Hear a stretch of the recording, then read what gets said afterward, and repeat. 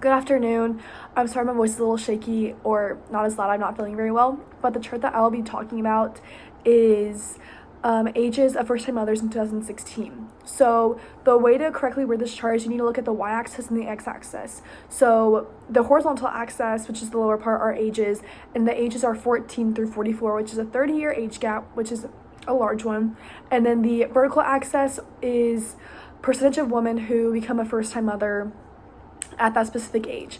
So this is a bar chart. Each bar represents how common it is for that woman to become a first-time mother at that specific age. So taller bars mean a higher percentage, and then lower bars mean a lower percentage.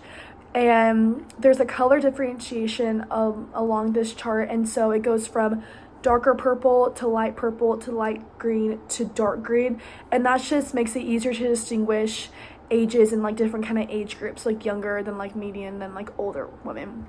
And I think what is striking about this chart is that it's not as common for preteens or even early 20s to have their first child. It's now moved into the late 20s and the early 30s, which over the past decades, that has not been the case at all. It's been like premature and like earlier teens.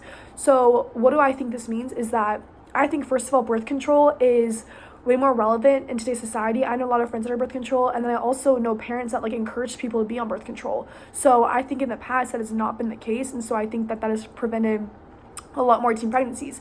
I also think that our economy today, everything is very expensive, and when I have my first child, I want to be financially stable, and I think that also might contribute to it, to where we want to have a good financial income before we bring a child into the world. And so I also think that, with that being said, a lot more women have the opportunity to have good and like longer careers. So that might be the case to where they want to have children in their later age, so that they kind of establish a good career. So this chart answers questions like, what are the age that women have their first child?